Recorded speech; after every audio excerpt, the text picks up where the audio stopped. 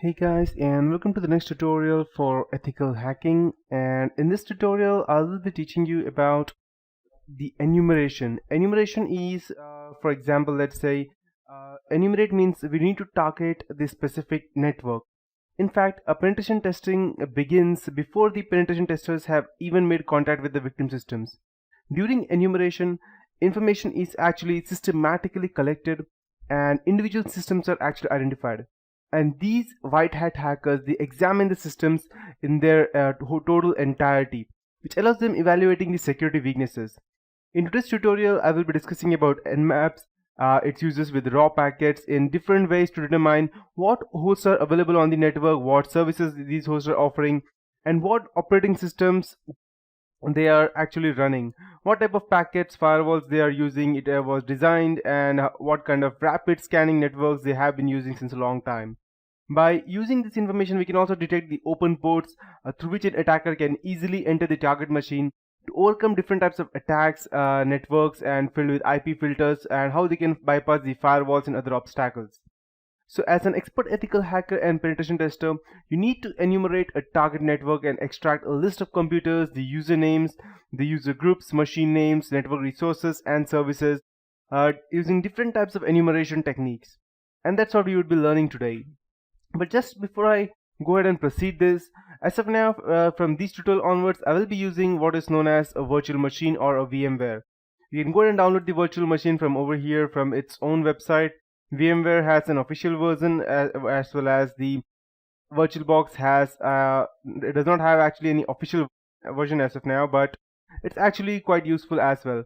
So in order for you to go and do these kind of things using Nmap to enumerate targets, you need at least 2 or 3 at the most physical system.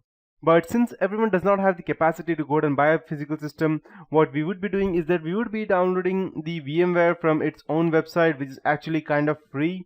And obviously the home version is free, not the total version. So you can just download the VMware from over here. What it will do is it will go ahead and virtualize a temporary computer for you in which you can go ahead and operate multiple things. So you can download from over here, as you can see. And as for the it's also available for Linux, Mac and the Windows version. And I have already downloaded and installed the VMware Workstation. You can download just the VMware Box as of now. VMware Box is not a commercial version. VMware Workstation is, however, a commercial version which is available. Through VMware version, you can collect multiple virtual machines and create a subnet or a network of your whole computers. And similarly, we would also be downloading something which is known as Kali Linux. So Kali Linux is a penetration tester's operating system. It is an actually extremely awesome penetration testing system, and it's also available for your cell phone. If you have OnePlus or Nexus 5, you can easily go ahead and download that and install it in your system. Even if you have a Chromebook, it's quite easy to install this. So it's also available on Android, but not exactly it's that simple that you need to download the APK and install that. It's a bit of a headache to install that, but once it gets installed, it's extremely useful. You need to root your system, and there are a lot of other things that you can find on the website itself. They have their own kind of documentation, and this is a totally open source operating system, and anyone can go and download it. There is no fees for them to pay, and it has more than like 400 to 500 tools inbuilt in itself. It works on the Debian based operating system, which is extremely secure. It is not exactly, it does not have any exactly 0-day vulnerabilities as of now. It depends upon how much you secure your system, and you cannot use it, however, as your daily driver. But this is actually quite an operating system with having more than 400 tools inbuilt.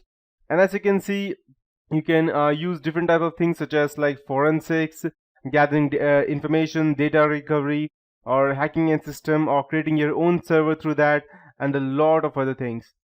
So this is just to get you started. So you can just go over here in the downloads part and click on download Kali Linux. That is for the official computer version. You can also go and download the Kali Linux NetHunter, which is for the OnePlus and Nexus series.